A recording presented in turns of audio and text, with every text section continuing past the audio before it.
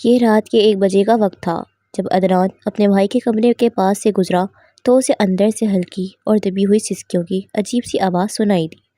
وہ بہت حیران ہوا کہ آخر بھابھی کے ساتھ ایسا کیا ہو رہا تھا جس کی آواز باہر تک آ رہی تھی۔ جب اس نے دروازے پر کان لگا کر غور سے سنا تو اس کی بھابھی اپنے شوہر سے کہہ رہی تھی۔ یہ سن کر اس نے ادھر ادھر دیکھا کہ کوئی راستہ مل جائے تاکہ وہ اندر کا منظر دیکھ سکے۔ جب اس نے کمرے کی کھڑکی کو ہاتھ لگایا تو وہ پہلے سے ہی تھوڑی کھلی ہوئی تھی۔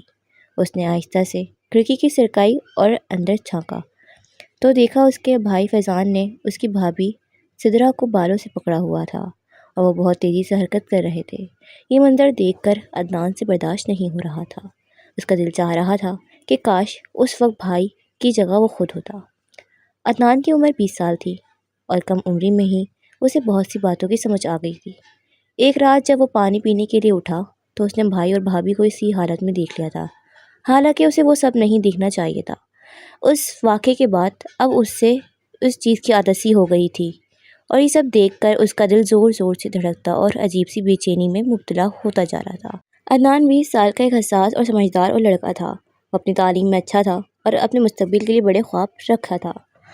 اس کا بڑا بھائی فہیم ایک ذمہ دار انسان تھا جو ایک نجی کمپنی میں ملازمت کرتا تھا۔ گھر میں ان کے بھائی سدرا بھی تھی جو نہایت نرم مزاج اور خاموش طبیعت کی مالک تھی۔ اگلی صبح جب عدنان کی آنکھ کھلی تو سورج کافی اوپر آ چکا تھا۔ وہ جلدی سے اٹھا اور باہر آیا۔ کچن میں سدرا ناشتہ تیار کر رہی تھی۔ اس کے چہرے پر ہلکی سی تھکن تھی مگر وہ پھر بھی مسکرا کر سب کے لیے چائے بنا رہی تھی۔ عدنان نے ایک لمحے کے لیے اسے غور سے دیکھا جسے وہ کچھ سمجھنے کی کوشش کر رہا ہو، مگر پھر اس نے نظریں جھکا لیں۔ عدنان آؤ ناشتہ کر لو، سدرا نے نرمی سے کہا۔ جی بھابھی، عدنان نے مختصر سا جواب دیا اور کرسی پر بیٹھ گیا۔ ناشتے کے دوران سب کچھ معمول کے مطابق تھا مگر عدنان کے اندر ایک عجیب سا اضطراب تھا۔ وہ بار بار رات کے بارے میں سوچ رہا تھا مگر اس نے کسی سے کچھ نہ کہا۔ وقت گزرتا گیا مگر عدنان کی بے چینی کم نہ ہوئی۔ وہ اکثر رات کو دیر تک جاگتا رہتا تھا اور سوچوں میں کھویا رہتا تھا۔ ایک دن اس نے خود سے سوال کیا، آخر میں کیوں پریشان ہوں؟ یہ سب میرا مسئلہ تو نہیں، مجھے اپنی زندگی پر توجہ دینی چاہیے۔ اسی سوچ نے اس کے اندر ایک تبدیلی پیدا کی۔ چند دن بعد گھر میں خوشی کا موقع آیا۔ سدرا کی کزن کی شادی تھی۔ گھر میں تیاریوں کا شور تھا۔ سدرا کافی دنوں بعد خوش نظر آ رہی تھی۔ اس نے سرخ رنگ کا لباس پہنا ہوا تھا اور بہت خوبصورت لگ رہی تھی۔ عدنان نے اسے دیکھا مگر اس بار اس کے دل میں وہ بے چینی نہیں تھی وہ پہلے ہوا کرتی تھی، بلکہ اس نے خود کو سنبھالا اور اپنے خیالات کو مثبت رکھنے کی کوشش کی۔ شادی کی تقریب سے واپس آتے ہوئے عدنان نے فیصلہ کر لیا کہ وہ اپنی زندگی کو بدل دے گا۔ وہ فضول خیالات میں نہیں پڑے گا بلکہ اپنی تعلیم اور مستقبل پر توجہ دے گا۔ رات کو وہ اپنے کمرے میں بیٹھا کتاب کھول پڑھ رہا تھا مگر اس کا ذہن کہیں اور تھا۔ اس نے کتاب بند کی اور کھڑکی کے پاس جا کر کھڑا ہو گیا۔ باہر ٹھنڈی ہوا چل رہی تھی۔ اس لمحے اس کے ذہن میں ایک خیال آیا، زندگی میں اصل کامیابی اپنے آپ پر قابو پانے میں ہے۔ یہ سوچ اس کو ثابت ہوئی۔ اگلی ٹرننگ پوائنٹ لیے ایک دن اس نے اپنے معمولات بدل دیے۔ وہ صبح جلدی اٹھتا، ورزش کرتا اور پھر پڑھائی میں مصروف ہو جاتا۔ اس نے اپنے دوستوں کے ساتھ بھی وقت گزارنا شروع کیا اور خود کو مثبت سرگرمیوں میں مشغول کر لیا۔ سدرا نے بھی اس سے تبدیلی کو محسوس کیا۔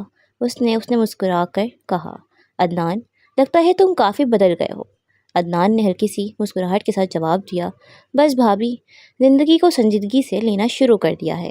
وقت گزرتا گیا اور عدنان اپنی زندگی میں آگے بڑھتا گیا۔ اس نے اپنی پڑھائی مکمل کی اور ایک اچھی نوکری حاصل کر لی۔ اس کے اندر اب ایک پختگی آ چکی تھی۔ وہ جان چکا تھا کہ وقتی جذبات انسان کو بھٹکا سکتے ہیں مگر عقل اور صبر انسان کو کامیابی کی طرف لے جاتے ہیں۔ کئی سال بعد جب وہ اپنے ماضی کے بارے میں سوچتا تو اسے احساس ہوتا کہ اگر اس نے اس وقت خود پر قابو نہ پایا ہوتا تو شاید اس کی زندگی کا رخ کچھ اور ہوتا۔ ایک دن وہ گھر کی چھت پر بیٹھا غروب ہوتے ہوئے سورج کو دیکھ رہا تھا۔